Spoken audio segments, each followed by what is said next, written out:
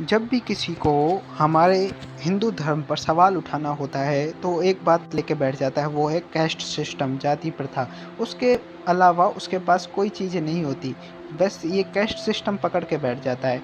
इसलिए हमें बार बार रेफरेंस देना पड़ता है अपने पुराने ग्रंथों का, यानी उन ग्रंथों का जो छुपे हुए रहते हैं, नॉर्मल जैसे पुराण टाइप नहीं है जो जन जन तक पहुंचती हों, जिनमें अंग्रेजों मुगलों ने मिलावट करी हो या नष्ट की हों, वो नहीं। इसलिए हम ऐसे ग्रंथों को उठाते हैं जिनमें मिलावट की संभावना ही नहीं हो सकती। इसलिए आज धर्मवेद की बात करते हैं। इसमें कहता है इसके 7वें श्लोक में कि आचार्य यानी शिक्षक केवल ब्राह्मण को ही धनुर्विद्या का विज्ञान पढ़ाएंगे जो सफलतापूर्वक परीक्षाओं में आए हैं, लालची, कृत्रिम और मूर्ख लोगों को नहीं।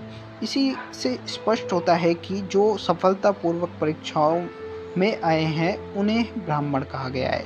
और कहा जाता है कि ब्राह्मण को शस्त्र विद्या नहीं सिखाई जाती। यहाँ ब्राह्मण का अर्थ होता है श्रेष्ठ से। श्रेष्ठ क्या है? अब ये जो धनुर्विद्या सीख लेगा तो यही व्यक्ति क्षत्रिय कहलाएगा। यही व्यक्ति, और कोई नहीं, यही व्यक्ति क्षत्रिय कहलाएगा। इसलिए यहाँ पर साफ दिखता है कि जो लालची हैं, कृतघ्न हैं, मूर्ख हैं, उनके अलावा जो श्रेष्ठ है उसको ब्राह्मण कहा गया। इसमें जाति प्रथा कहाँ पे है?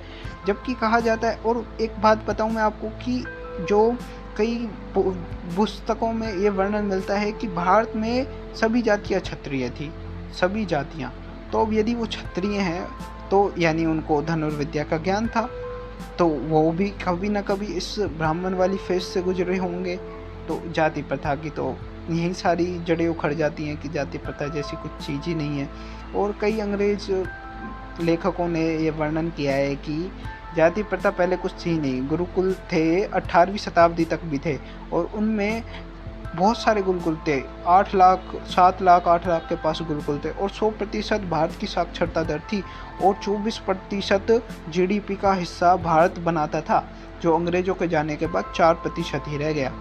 इससे स्पष्ट होता है कि जाति प्रथा उनके द्वारा ही फैलाई गई। जैसे मनुस्मृति, सबको पता है अंग्रेजों ने उसमें मिलावट की है, क्योंकि ये जो ग्रंथ होते हैं उनको दिखना चाहिए कि यहाँ पे हाँ कुछ मिलावट है, तो वहाँ वो मिलावट कर देते हैं। और आप किसी भी अंग्रेज जो लेखक है उसकी पुस्तक देखें ना, उसमें हमेशा वो वर्ण व्यवस्था को कास्ट सिस्टम ही लिखेगा। किसी भी अंग्रेज के ब्लॉग पढ़ना तुम या फिर कुछ भी करना, वो हमेशा उसको कास्ट लिखेगा।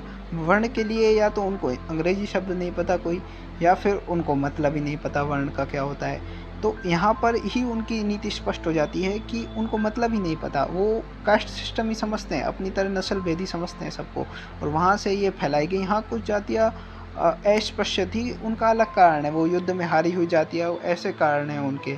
उनका कारण भी मुगल और अंग्रेज ही हैं। इसलिए वर्ण व्यवस्था ही थी समाज में हमेशा, ये जाति प्रथा कुछ नहीं थी।